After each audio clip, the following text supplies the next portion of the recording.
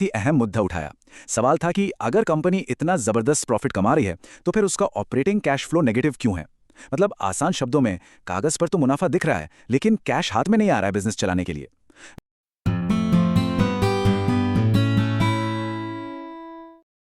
वारी एनर्जीज ने हाल ही में अपने अब तक के सबसे बेहतरीन तिमाही नतीजों की घोषणा की है।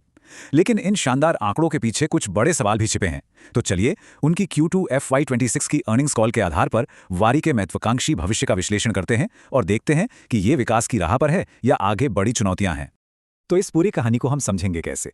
सबसे पहले उन रिकॉर्ड तोड़ नंबर्स पर नजर डालेंगे। फिर देखेंगे कि जो लोग इस कंपनी को लेकर पॉजिटिव हैं उनका क्या कहना है, यानी बुल केस। लेकिन हम सिक्के का दूसरा पहलू भी देखेंगे कि क्या क्या मुश्किलें आ सकती हैं, जिसे हम बेयर केस कहते हैं। और आखिर में बात करेंगे वारी के फ्यूचर प्लान्स की। ठीक है, तो चलिए शुरुआत करते हैं सीधे उन नंबर्स से जिन्होंने इस तिमाही को इतना खास बना दिया है। सबसे पहली और सबसे बड़ी खबर, रेवेन्यू में साल दर साल 70% का जबरदस्त उछाल।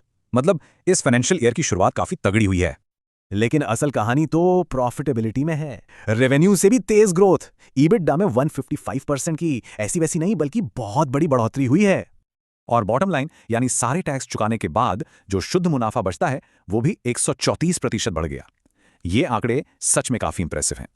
और फ्यूचर भी काफी सॉलिड दिख रहा है। कंपनी के पास 47,000 करोड़ रुपए की एक विशाल ऑर्डर बुक है। इसका मतलब है कि आने वाले टाइम के लिए रेवेन्यू की विजिबिलिटी काफी अच्छी है। एक तरह से काम की कमी नहीं है। तो सवाल ये उठता है कि आखिर इस कमाल की परफॉर्मेंस के पीछे वजह क्या है। अब उन फैक्टर्स को समझते हैं जो कंपनी के पक्ष में जा रहे हैं और शुरू करते हैं डिमांड साइड से। देखिए, वारी का जो कॉन्फिडेंस है वो एक बहुत बड़े और तेजी से बढ़ते मार्केट से आ रहा है। अनुमान है कि इंडिया की सोलर कैपेसिटी 2030 तक डबल से भी ज्यादा हो जाएगी। आज जो 127 गीगावाट है वो बढ़कर 280 गीगावाट्स तक पहुंच सकती है। जब सेक्टर इतनी तेजी से ग्रो कर रहा हो तो वारी जैसी बड़ी कंपनी के लिए अपॉर्चुनिटीज भी बहुत बड़ी हो जाती हैं। इसके साथ ही सरकारी नीतियां भी डोमेस्टिक मैन्युफैक्चरर्स के लिए एक बहुत अच्छा माहौल बना रही हैं। जैसे मॉड्यूल्स पर जीएसटी का 12% से घटकर 5% हो जाना, पीएम सूर्यघर और पीएम कुसुम जैसी स्कीम्स से मिलने वाले फायदे, और सबसे जरूरी डोमेस्टिक मैन्युफैक्चरिंग को बढ़ावा देना। ये सब मिलकर ग्रोथ को और पुश दे रहे हैं। यहाँ एएलएम को समझना जरूरी है। सोचिए, ये सरकार की एक अप्रूव्ड लिस्ट है। इसमें सिर्फ वही डोमेस्टिक मैन्युफैक्चरर्स शामिल हो सकते हैं जिनके प्रोडक्ट्स क्वालिटी स्टैंडर्ड्स पर खरे उतरते हैं। इससे फायदा ये होता है कि सरकारी प्रोजेक्ट्स में अच्छी क्वालिटी का माल लगता है और घर के मैन्युफैक्चरर्स को काम मिलता है। ये इंडिया की सोलर सप्लाई चेन को मजबूत करने में एक बड़ा कदम है। और यही कॉन्फिडेंस कंपनी की लीडरशिप में भी साफ दिखता है। जैसा कि सीईओ ने कहा, उन्हें पूरा भरोसा है कि कंपनी इंडिया और यूएस दोनों मार्केट्स में जो जबरदस्त डिमांड है उसका फायदा उठाने के लिए बिल्कुल तैयार है। लेकिन जैसा कि अर्निंग्स कॉल में एनालिस्ट ने भी इशारा किया, हर चीज इतनी परफेक्ट नहीं है। अब जरा उन चुनौतियों पर नजर डालते हैं जो कंपनी के आगे आ सकती हैं। तो सवाल यह है कि क्या इस चमक के पीछे कुछ चिंता की बातें भी हैं? कॉल में जो सवाल उठे उनसे तो कुछ ऐसा ही लगता है। एनालिस्ट ने एक बहुत ही अहम मुद्दा उठाया। सवाल था कि अगर कंपनी इतना जबरदस्त प्रॉफिट कमा रही है तो फिर उसका ऑपरेटिंग कैश फ्लो नेगेटिव क्यों है। मतलब आसान शब्दों में, कागज पर तो मुनाफा दिख रहा है लेकिन कैश हाथ में नहीं आ रहा है बिजनेस चलाने के लिए। मैनेजमेंट का तर्क है कि ये एक टेम्पररी चीज़ है क्योंकि बहुत सारा माल अभी रास्ते में है, एक्सपोर्ट हो रहा है। लेकिन ये एक ऐसी चीज़ है जिस पर नज़र रखना बहुत ज़रूरी होगा। तो जो बड़े बड़े रिस्क्स हैं उन पर एक नज़र डालें तो सबसे पहले तो यही कैश फ्लो को मैनेज करना। फिर अमेरिका में एक एंटी डंपिंग जांच चल रही है और कंपनी ने जो इतने बड़े एक्सपेंशन प्लान्स बनाए हैं उन्हें टाइम पर पूरा करने का प्रेशर।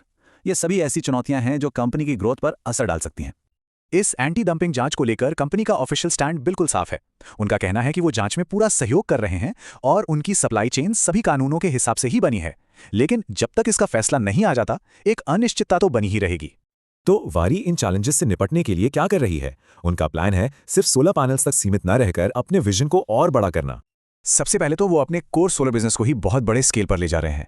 इस टाइमलाइन से साफ है कि वो मॉड्यूल, सेल और यहां तक कि वेफर मैन्युफैक्चरिंग कैपेसिटी भी बढ़ा रहे हैं। इसको कहते हैं बैकवर्ड इंटीग्रेशन, यानी अपनी जरूरत का सामान खुद बनाना ताकि सप्लाई चेन पर कंट्रोल रहे। पर बात यही नहीं रुकती, वो एनर्जी सेक्टर के दूसरे हिस्सों में भी जा रहे हैं, खासकर बैटरी एनर्जी स्टोरेज सिस्टम्स या BESS में, जहां वो एक बहुत बड़ा निवेश कर रहे हैं। इसके अलावा इन्वर्टर्स, ग्रीन हाइड्रोजन और ट्रांसफॉर्मर्स जैसे एरियाज में भी एंट्री कर रहे हैं।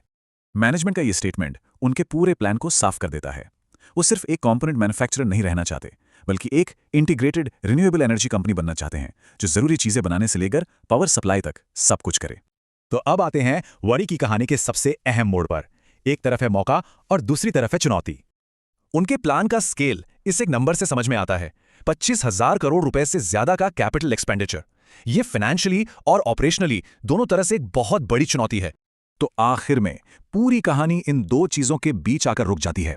एक तरफ है एक फुली इंटीग्रेटेड एनर्जी प्लेयर बनने का सुनहरा मौका, जिसके पीछे जबरदस्त डिमांड और सरकारी सपोर्ट है, और दूसरी तरफ है इन बड़े बड़े प्लान्स को जमीन पर उतारने का रिस्क, कैश फ्लो की परेशानियां और जियोपॉलिटिकल इश्यूज।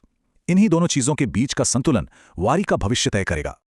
और यहीं पर सबसे बड़ा सवाल खड़ा होता है, इतने विशाल प्लान के साथ क्या वारे वाकई वो इंटीग्रेटेड एनर्जी फ्यूचर बना पाएगा जिसका सपना वो देख रहा है, या फिर ये वादे इतने बड़े हैं कि उन्हें पूरा करना मुश्किल साबित होगा? ये एक ऐसा सवाल है जिस पर निवेशकों और इस सेक्टर को फॉलो करने वालों को सोचना जरूरी है।